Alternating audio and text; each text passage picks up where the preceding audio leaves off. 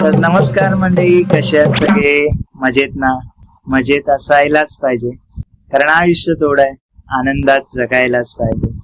तर आज आपल्या युट्यूब चॅनलवरती आपण एका कोकणातल्या परंपरेबद्दल माहिती घेणार आहोत, जिचा उदय लोकसंगीतातून झालेला आहे. तर अशी कोणती परंपरा आहे जिचा उदय लोकसंगीतातून झालेला आहे, ते आपण पाहणार आहोत आणि तिचं नाव आहे. तर हो मित्रांनो, आपण कोकणातल्या जाखडी या परंपरेबद्दल आज माहिती घेणार आहोत, आढावा घेणार आहोत. काय असते जाखडी? एक महिलावर जशी वाणी बदलते, तशाच या प्रथा परंपरा आहेत, ज्या त्या त्या भागात नैसर्गिकरित्या या बदलत असतात. तर जाखडी नक्की काय असते हे आज आपण पाहणार आहोत. जाखडी हे जेव्हा गौरी गणपती जेव्हा घरी आलेले असतात, त्याच दिवसात शक्यतो आपल्याला पाहायला मिळते.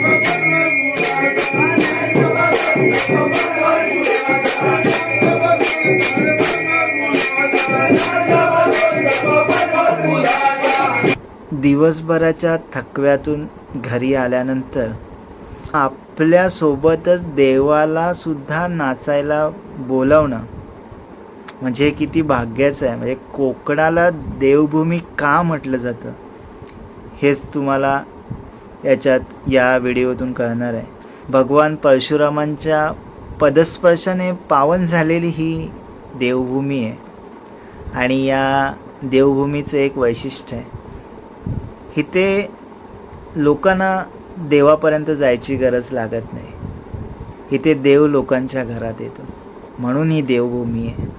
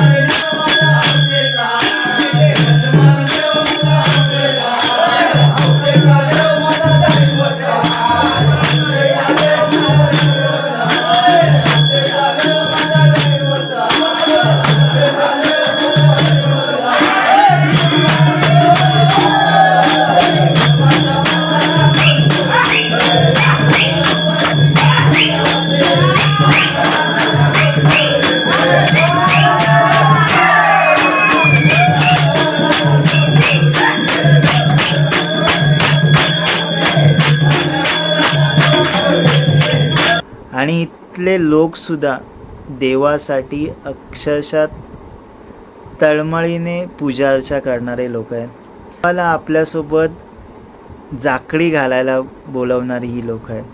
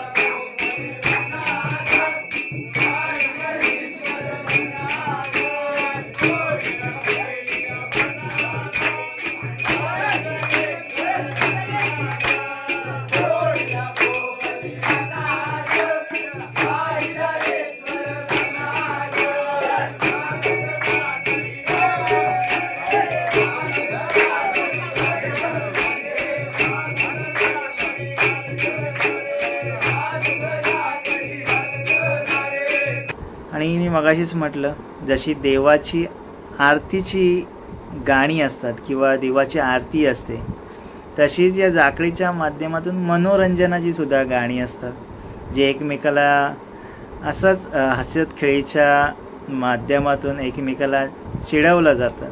तर अशी सुद्धा गाणी एक मनोरंजनाचा भाग म्हणून या जाकळीच्या वेळी केले जातात. तर ती गाणी कशी असतात ते पण आपण बघणार आहोत.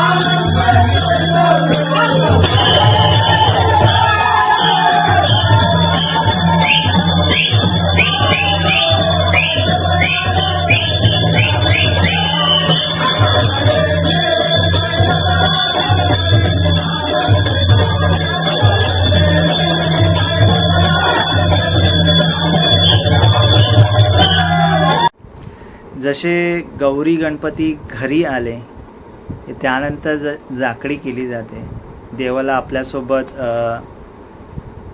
खेळण्यासाठी नाचण्यासाठी बोलावलं जातं. तसंच या गौरी गणपती विसर्जन झाल्यानंतर सुद्धा देवाला निरोप दिला जातो. तरी निरोप देताना कशा प्रकारे जाकडी केली जाते ते सुद्धा आपण बघणार आहोत. तर बघूया देवाला निरोप देताना जाकडी कशा प्रकारे केली जाते.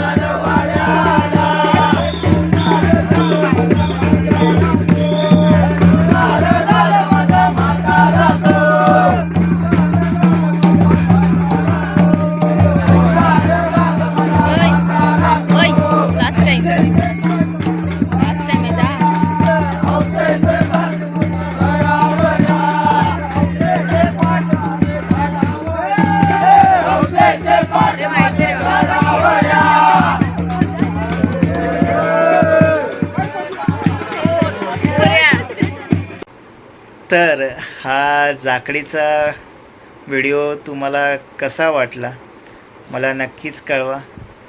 काय चुकलं असेल तर सांभाळून घ्या आणि कधीतरी या आमच्या गावाला जाकडीसाठी येवा. कोकण आपलाच असा. बाय.